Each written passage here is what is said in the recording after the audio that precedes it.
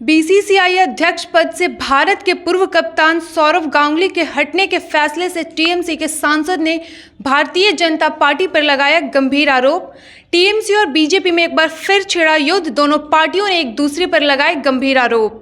नमस्कार, प्रेस जागरण में आपका स्वागत है और मैं हूं स्वाति सुमन आपके साथ। सौरव गांगुली के भारतीय क्रिकेट कंट्रोल बोर्ड यानी कि बीसीसीआई के अध्यक्ष पद से हटने की खबरों के बीच बंगाल में राजनीतिक युद्ध शुरू हो चुका है। ऐसी खबरें आ रही है कि भारतीय क्रिकेट टीम के पूर्व कप्तान सौरव गांगुली की जगह रोजर बिन्नी ले सकते हैं। हालांकि जैसे ही ये खबर सामने आई, उसके बाद तृणमूल कांग्रेस ने यह आरोप लगाया है कि ये कदम गांगुली के खिलाफ एक राजनीतिक प्रतिशोध था। बता दें कि भारत की 1983 के विश्व कप विजेता टीम के नायक रहे रोजर बिन्नी का सौरव गांगुली की जगह भारतीय क्रिकेट बोर्ड का अध्यक्ष बनना लगभग तय हो चुका है। वहीं आपको ये भी बता दें कि सौरव गांगुली पिछले 3 वर्षों से बीसीसीआई अध्यक्ष हैं और वो 18 अक्टूबर को होने वाली बोर्ड की वार्षिक आम बैठक में बिन्नी के लिए अपना पद छोड़ देंगे। वहीं गांगुली के हटने की खबरों पर टीएमसी सांसद शांतनु सेन ने ट्विटर के जरिए कहा कि अमित शाह के बेटे अपने पद पर बरकरार रह सकते हैं, लेकिन गांगुली नहीं। उन्होंने आगे लिखा कि राजनीतिक प्रतिशोध का एक और उदाहरण, अमित शाह के बेटे को बीसीसीआई के सचिव के रूप में बरकरार रखा जा सकता है, लेकिन सौरव गांगुली को अध्यक्ष पद पर नहीं रखा जा सकता।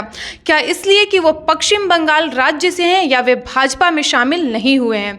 इसके बाद उन्होंने मीडिया को एक इंटरव्यू देते हुए कहा कि केंद्रीय गृह मंत्री अमित शाह इस साल मई में रात के खाने के लिए गांगुली के आवास पर आए थे।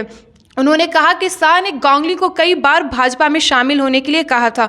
वो चाहते थे कि सौरव गांगुली पश्चिम बंगाल की सीएम ममता बनर्जी के खिलाफ चेहरा बने। आगे उन्होंने कहा कि सौरव गांगुली की अध्यक्षता इसलिए भी छीन ली गई क्योंकि उन्होंने अमित शाह के उस प्रस्ताव को ठुकरा दिया। ये केवल राजनीतिक रूप से प्रभावित कार्य नहीं है, बल्कि खेलों का सस्ता भगवाकरण है। भाजपा ने अपने नेताओं के परिवार के सदस्यों के लिए सभी शीर्ष प्रबंधकीय पद आरक्षित किए हुए हैं। वहीं बीजेपी पर लगे आरोपों पर पलटवार करते हुए बीजेपी के प्रदेश अध्यक्ष दिलीप घोष ने कहा, मुझे नहीं पता कि शांतनु सेन उनकी पार्टी ने सौरव गांगुली की किसी तरह से मदद की भी है या नहीं। टीएमसी राजनीति करने की आदी है और वे इसे जारी रखे हुए हैं। भाजपा के वरिष्ठ नेता और खड़गपुर से सांसद ने यह भी सवाल किया कि क्या रोजर बिन्नी कभी भाजपा से जुड़े थे। घोष ने कहा कि भाजपा को निशाना बनाने से पहले बंगाल सरकार को बंगाल में खेलों को पुनर्जीवित करने पर काम करना चाहिए। तकरीबन पिछले 1 सप्ताह से चल रही गहमा गहमी के बीच आखिरकार ये फैसला किया गया कि बेंगलुरु के रहने वाले 67 वर्षीय बिन्नी बोर्ड के 36वें अध्यक्ष होंगे। केंद्रीय गृह मंत्री अमित शाह के बेटे जय शाह लगातार दूसरे कार्यकाल के लिए बीसीसीआई सचिव बने रहेंगे। शाह इसके अलावा आईसीसी बोर्ड में गांगुली की जगह भी लेंगे। बीसीसीआई पदाधिकारियों में शामिल एकमात्र कांग्रेसी राजीव शुक्ला बोर्ड के उपाध्यक्ष बने रहेंगे। खेल मंत्री अनुराग ठाकुर के छोटे भाई अरुण सिंह धूमल अब इंडियन प्रीमियर लीग यानी कि आईपीएल के चेयरमैन होंगे। वह ब्रिजेश पटेल की जगह लेंगे।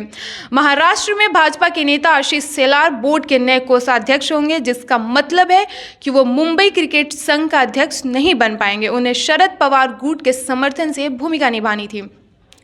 असम के मुख्यमंत्री हिमांता बिस्वा शर्मा के करीबी देवजीत सैकिया नए संयुक्त सचिव होंगे। वह जयेश जॉर्ज की जगह लेंगे। बीसीसीआई आईसीसी चेयरमैन के लिए चुनाव लड़ेगा या नहीं, इस पर अभी फैसला नहीं किया गया है। बीसीसीआई सूत्रों ने पीटीआई से कहा, केंद्र सरकार में शामिल एक प्रभावशाली मंत्री ने बोर्ड के पदाधिकारियों के चयन में महत्वपूर्ण भूमिका निभाई।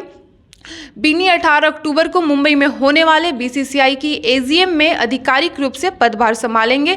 किसी भी पद के लिए चुनाव नहीं होगा क्योंकि सभी उम्मीदवारों को सर्वसम्मति से चुना गया है।